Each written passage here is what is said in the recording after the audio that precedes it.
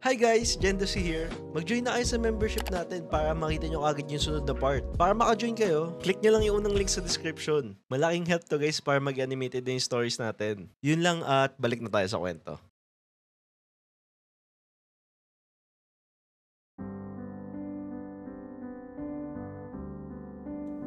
Naranasan nyo na bang magkaroon ng ka-situationship?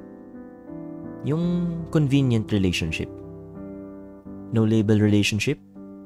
Ang maging backburner. Casual. Ang daming tawag, no? In short, yung gusto ko lang pag-trip nila. Hi, ako si Cedric.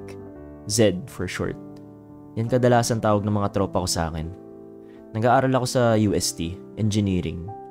Hindi naman ako naghahanap ng seryosong relationship until I met her. Ano ba tayo? Yan si Nikki. Third year student sa FEU. Galing siyang long-term relationship. Has dapat sa ganyan boss eh. Baka di pa yan nakaka-move on sa ex. Baka gawin pa akong rebound yan. Nag-meet kami sa Bumble. Sa totoo lang, type ko siya. Aba, syempre, magsaswipe right ba ako kung hindi? Based sa pictures and description niya, petite siya, maiksi yung buhok, yung height niya 5'3".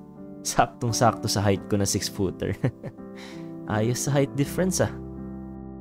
Mahilig din pala siya sa aso. Magaling pumorma at maganda ang music taste. Pwede na. Gagi bro, nag-match kami. Nagbabumble ka na naman. Sabi sa'yo dito ka na lang maghanap sa campus eh. Hindi, tingnan mo. Kapit-bahay lang to, Gagi. Cute ba? Tingin? Tagasan?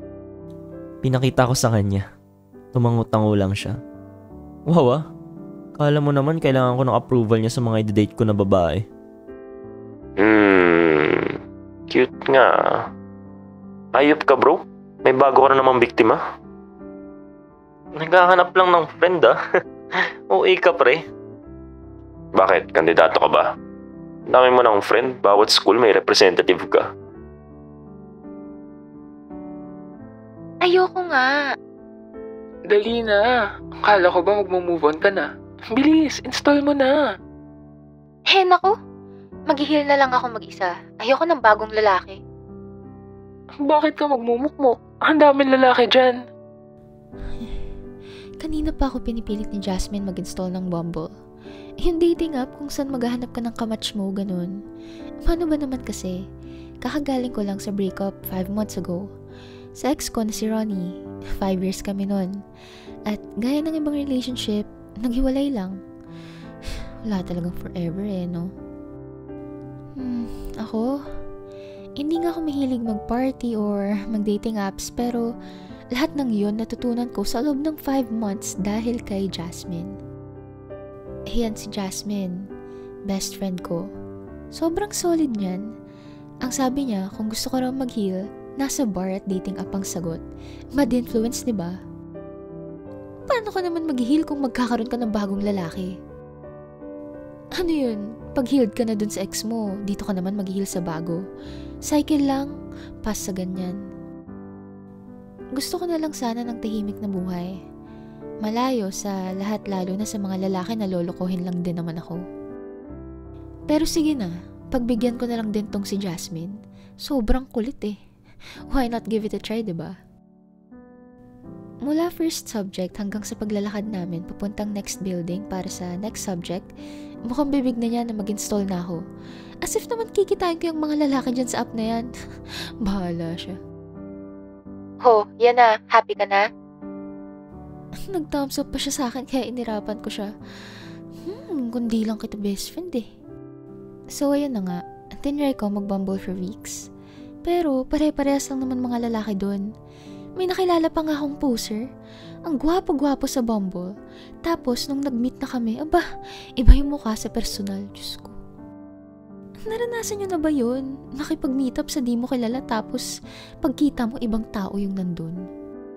Sabi ko na mga lalaki na yan pare-parehas lang. Gaya niyan, kita mo identity na lang, hindi pa sinasabi totoo. Kaya umuwi na lang ako. Takot ako nawalan na ako ng gana at buburahin ko na sana yung app pero sabi ko sa sarili ko, sige na nga, last chance na sa app na to. Pag wala talaga, wag na lang. Maging alone na lang ako for life. That's when I met Zed. Nakwento niya naman na ako sa inyo. Pero sa point of view ko, sa totoo lang, hindi ko naman siya type. Oo na, sige na. Pogi and cute siya pero hindi nga to the point na type ko siya. Kasi ang type ko yung chinito na matangkad. Pero after namin mag-meet, doon ko na-realize na yung type ko pala sa lalaki yung mukhang good boy. Yung mukha ni Zed nun sa Bumble, mukha siyang good boy. Pero kala nyo lang yun. Okay, magpapalin lang sa mukha ng mokong na yan. Sa totoo lang, kaya ako nag-swipe right dahil sa aso niya. Mahilig kasi ako sa aso at bihira ako makakilala ng lalaki na mahilig sa aso din. Binasa ko pa yung description niya sa Bumble at napansin ko na napakarami naming similarities. So why not try with him, diba? Kahit nga yung favorite artist ko nasa top artist niya sa Spotify eh. O diba, sinong hindi magsiswipe? What's something you've never told your other Bumble match? Well, i-delete ko na sana tong app na to kaso nakamatch kita. Gaya-gaya ng rason. Nabasa niya ba nasa isip ko? O script na to lahat ng tao na nandito sa app na to? Talaga ba? Ilang babae na kaya nasabihan mo niyan? To be honest, ikaw pa lang. Bola, mga lalaki talaga eh, no? Oo nga, hindi ka naniniwala. Pare-parehas naman kayo ng line eh. Ganyan na ganyan. Oh, hindi ako galit ah. Ano lang to, dala ng sakit at trauma sa ex ko. Whatever. Ako na to eh. Cute typings. Anong cute dyan? Jeje nga. Cute eh. Parang ikaw. Hi, cute lang ako. Siyempre, cute na maganda.